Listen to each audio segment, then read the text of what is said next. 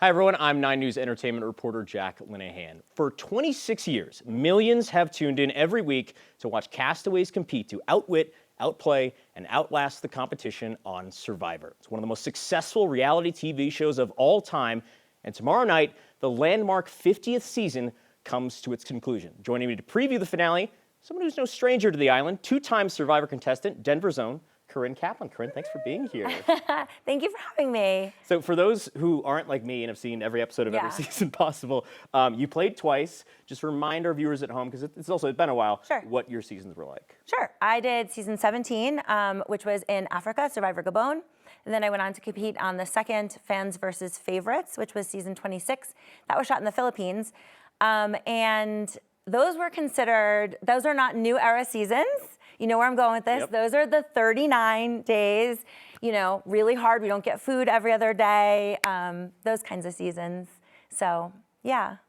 We have some people on season 50 that are like legend players, or I don't know, old era players. And then we have a ton of new era players who have really no idea what it's like to play Survivor, but it's hard to kind of quantify why one era would be 40 seasons and the new era is only 9 seasons. It was kind of like a COVID split type thing. And in 40 was Winners at War. They brought a bunch of winners back to play again. So that it kind of made sense naturally, like narrative-wise, for a new era. But they've changed the format if anybody hasn't watched. I'm curious, your thoughts. You kind of alluded to it a little bit. As an old school player, these new era players, for the final 5 this season are new era. I know. They're playing a new era format, but is new era really Survivor?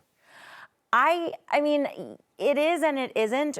We have a lot of issues when, I think when you look at them, if you look at a picture of the cast right now, present day, the 5 people left, do they look hungry? Do they look, they have backpacks full of clothing. They have these really nice water bottles. They have all these amenities and all these things that we didn't have.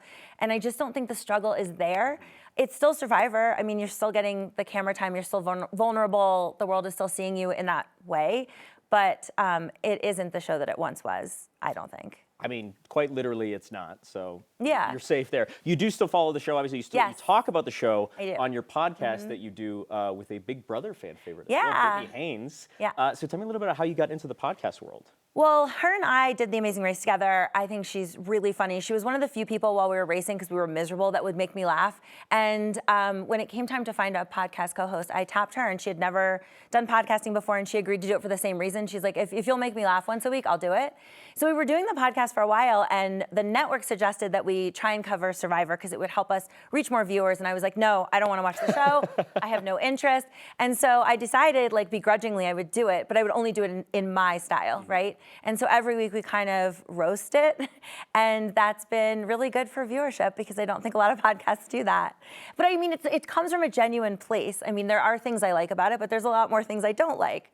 Did you like the celebrity cameos this season? No, I was vocal on Twitter about that. I did not care for them whatsoever. We didn't either. So to that point, the theme for Survivor 50 is in the hands of the fans. Is it though? Yeah, not really. Fans got to vote on select kind of very broad, by the way, categories of do you want twists or no twists? Do you want idols or no idols? And then from there, they extrapolated. Oh, you meant you wanted Zach Brown to do an entire acoustic song? Well, sure. I wanted to see him spearfishing. Yes, that's what I voted for. I don't know about you. We're part of the controversial. Brittany saw that there was a line tied to the fish, so we believe the fish was caught and staged, and we have photo evidence to prove it. But now that I'm actually remembering, I saw that clip of your podcast where you mentioned we're the ones that did it. We discovered it. They broke the news. Investigative journalist Corinne Kaplan right here. Yes.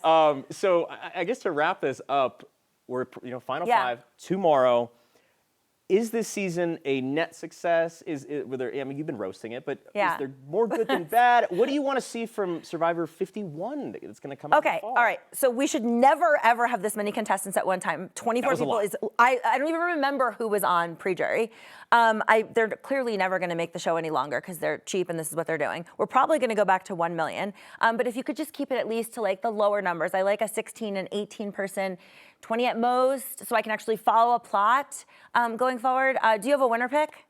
My winner pick's been out for ages, so I really don't, honestly, I really don't Who know. was it? I'm just gonna, Rick Devens was just Yeah. like in my heart of hearts, a newscaster. Oh, yeah, I can But see that. I'll go with, Sari. Kayla, our producer, just said in my ear, Sari. We all love Sari Fields. Obviously, she's gonna get fan favorite. There's no Of way course, she's absolutely. I'm just gonna say Rizzo because I love Rizgod. not. Oh baby. no, Jack, no. I don't think he's gonna win, but I'm He's rooting not for gonna you. win. No one's giving $2 million to a 25-year-old whose only skill is holding on to an idol. No. Well, I say Aubrey. we'll find out tomorrow. Aubrey. Okay, Yeah. well, there you heard it there. Corinne, thank you so much for coming on, Happy to be here. guys.